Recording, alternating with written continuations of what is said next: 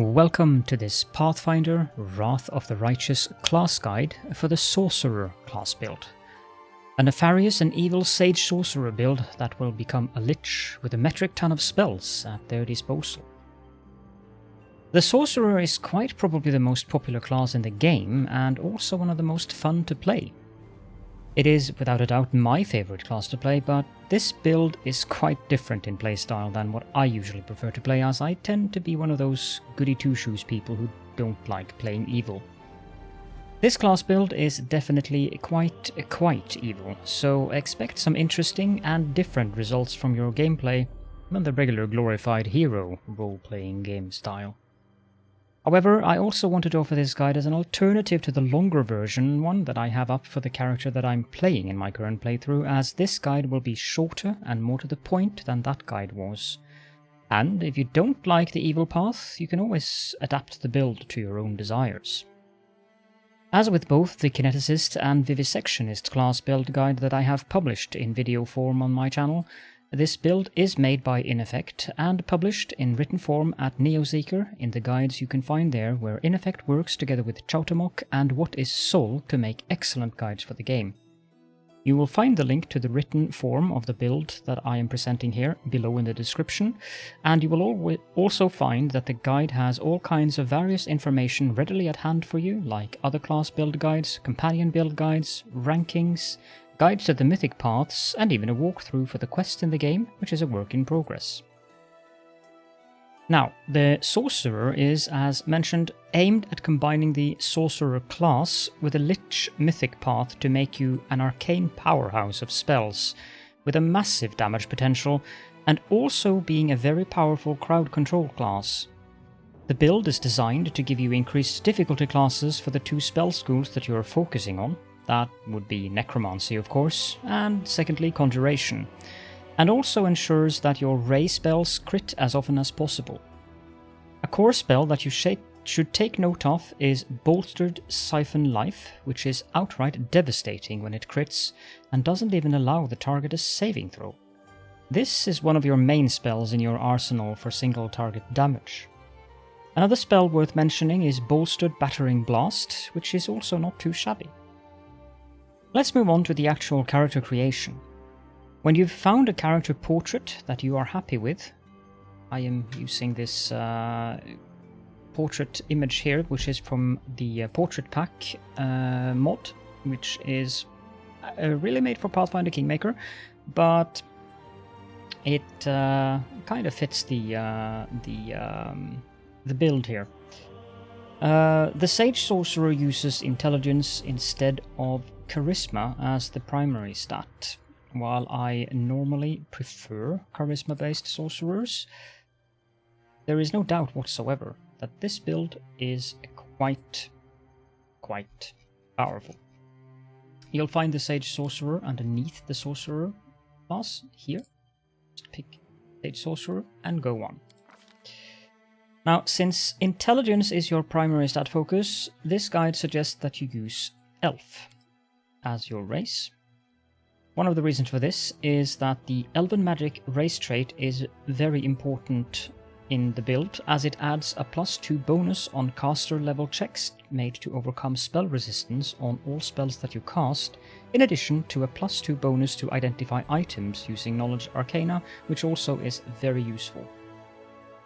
Now, for racial heritage, you will want to go with the basic, apparently making you a usual exemplar of your race.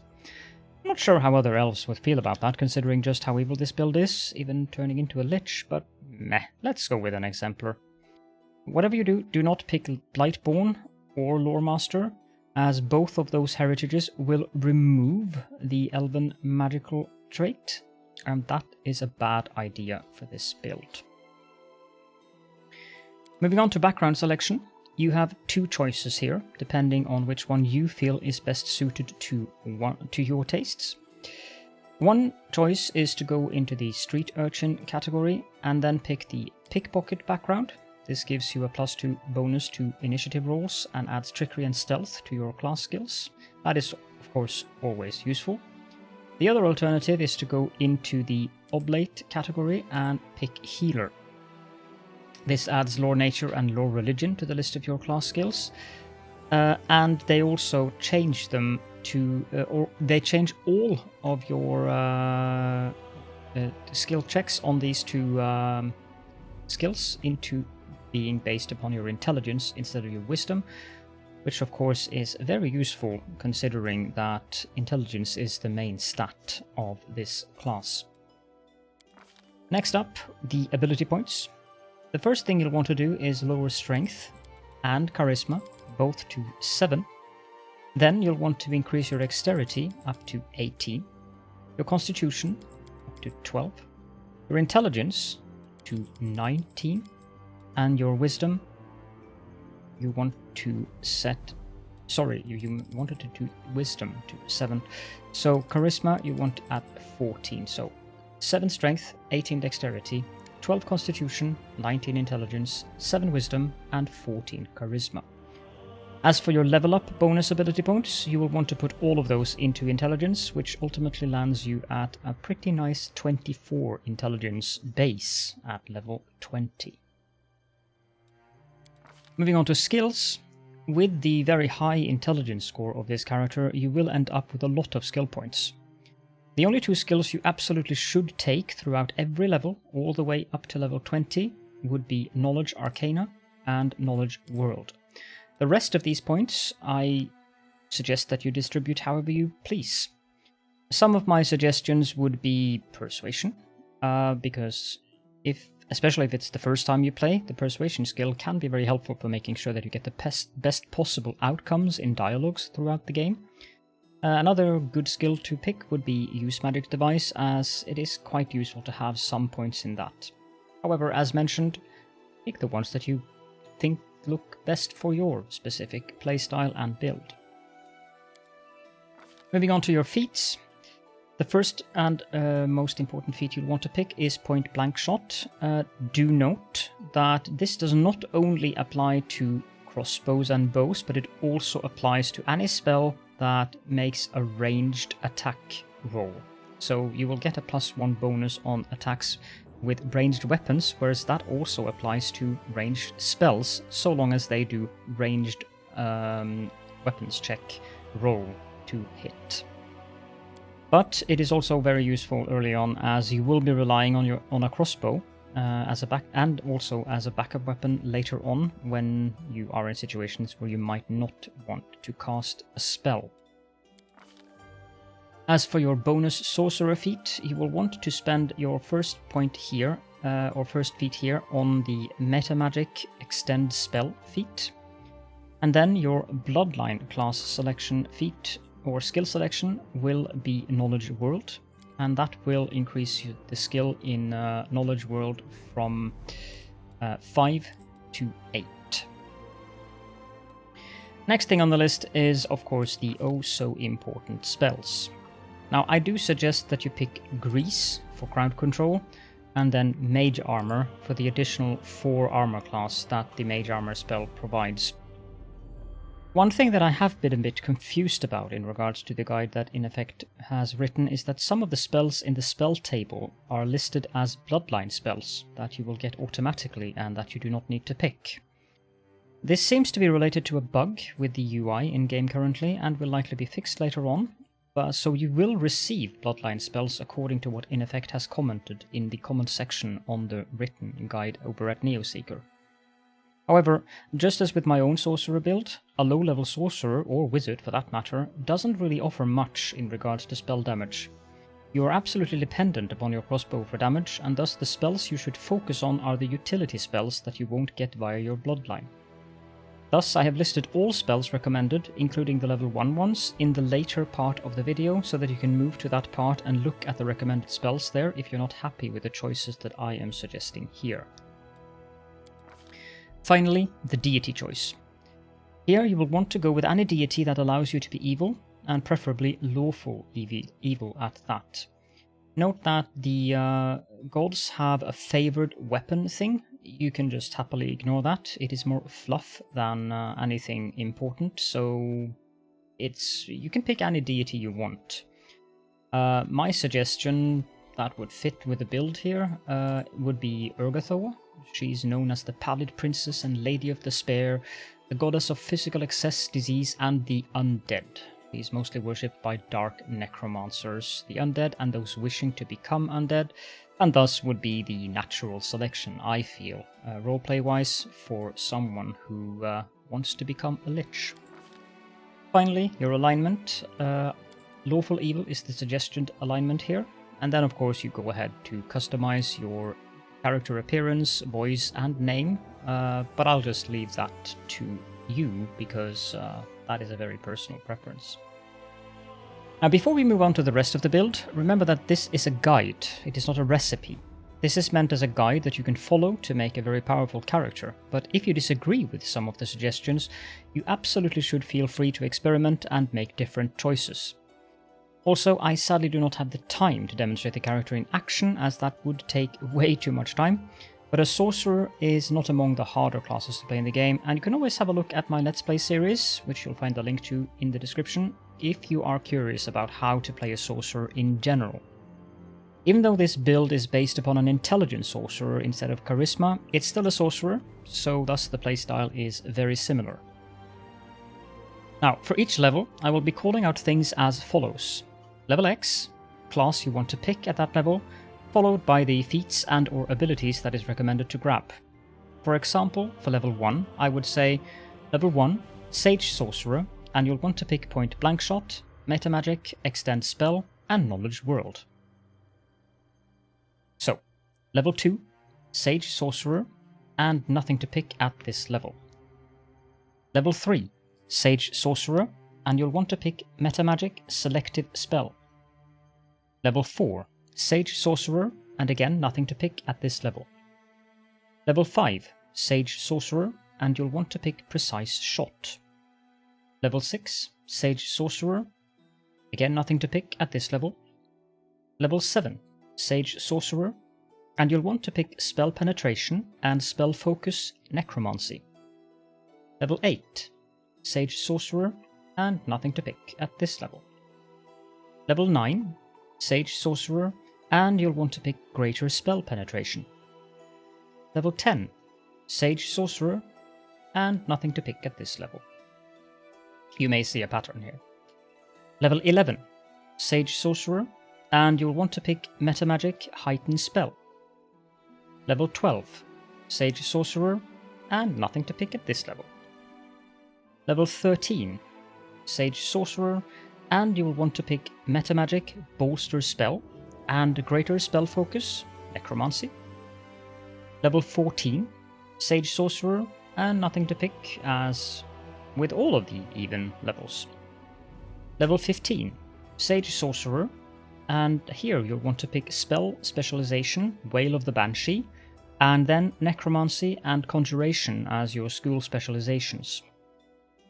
Level 16, Sage Sorcerer, again, even level, nothing to pick.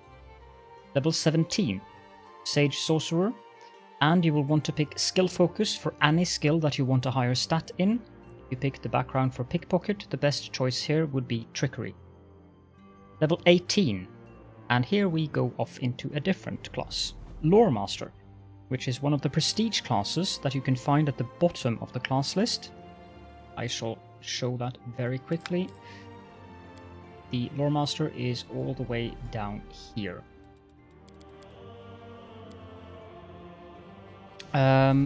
You will want to pick Combat Trick Improved, and then with that improved combat trick, you will want to pick Improved Critical Ray.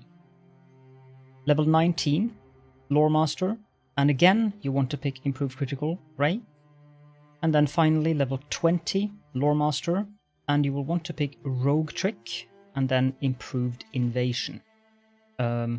Evasion, not Invasion, but yeah, Improved Evasion. Next up, we have the spell priority list. Any spell that is received through your bloodline is denominated by the name of the spell being written with italic on the list appearing on the screen. Level 1, Grease, Magic Weapon, Magic Missile, True Strike, Mage Armor, and Shield. Level 2, Glitter Dust, Web, invisibility, mirror image, fox's cunning, and any other stat buffing spell like cat's grace and so forth. Level 3, haste, ray of exhaustion, stinking cloud, and battering blast. Level 4, bone shatter, greater invisibility, shout, dimension door, enervation, and remove curse. Level 5, hungry pit, thought sense, stone skin communal, and break enchantment. Level 6, circle of death, heroism greater, chains of light, banshee blast, and true seeing. Level 7, waves of exhaustion, legendary proportions, and true seeing communal. Level 8, horrid wilting, protection from spells, rift of ruin, and sea mantle. And finally level 9, wail of the banshee, mind blank communal, foresight, tsunami, and energy drain. Please do note that the spell level and character level are two very different things. You are not going to get level 2 spells when your character reaches level 2, just so there is no potential confusion going on there. Now, for your mythic path, which of course will be the Lich mythic path, there is 3 different tables coming up here, feats and abilities, and finally the Lich specific priority list for spells. First up, your mythic path feats are as follows. Level 1, force reality and abundant casting. Level 2, expanded arsenal conjuration. Level 3, improved abundant casting and Lich sorcerer spellbook. Level 4, extra mythic ability, greater abundant casting. Level 5, second bloodline, and you'll want to pick the arcane bloodline. Level 6, spell focus mythic, necromancy. Level 7, ascendant element, negative energy. Level 8, schoolmastery necromancy. Level 9, archmage armor.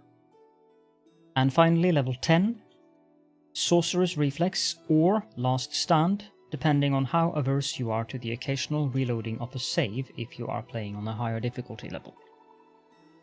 I feel that it's also a good idea to mention that if you are uncertain about how to proceed to become a Lich, you should do a quick Google search for that, as I do not have the luxury of time to explain that specific process here in this guide. It is, however, readily available out there and should be easy to find. Next up, we have your Lich Mythic Path feat selections, which start at level 3 and then skips level 5, 7 and 10. Level 3, Indestructible Bones and Skeletal Marksman.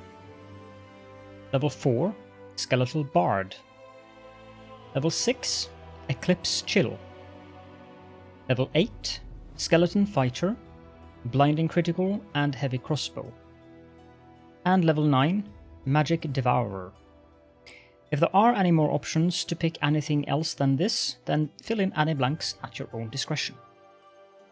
And now, finally, we have reached the Lich spell priority list, which starts at level 3 and ends at level 9, and it is as follows. Level 3, Corrupted Blood and Power from Death. Level 4, Eye of Bodak and Consume Undead. Level 5, Bone Explosion, Repurpose, and Exsanguinate. Level 6, Siphon Life and Bone Shield. Level 7, Feast of Blood, Blessing of Unlife, and Restore Undead. Level 8, Domain of Hungry Flesh and Embrace of Death. And level 9, Corrupt Magic and Negative Eruption. Again, any blanks, should you have more spell slots available and listed, fill them in at your own discretion. And with that, we've almost reached the end of the guide. I hope that this guide has provided you with a good outline for how you can play a power-hungry sage sorcerer who is intent on eternal life in death as a Lich. The Sorcerer combined with the Lich mythic path is probably among the most near-broken builds in the game currently, and rightly so, as it is a class build that has access to so much power through magic that you should easily be able to play the game on unfair and remain on top throughout most of the game, provided of course that you play smart and remember to buff your party before combats. Again, the credit for the build goes to InEffect, Chaltamok, and What is Soul at Neoseeker, and as mentioned, you'll find the link to the written guide in the description of the video. And guys, thank you so much for your hard work at theory crafting and finding both fun and good class builds for us to play in this great game, in case any of you are actually watching this video. With that, if you have any questions and or comments, then please do feel free to leave those in the comment section. There is also a link to both the Let's Play series that I'm currently playing for the game, and also a link to the Discord server that I have a community server around, where you can also find a Pathfinder dedicated channel. And thank you so much for joining me. I hope that the guide was of help, and I will see you all in another video, I hope.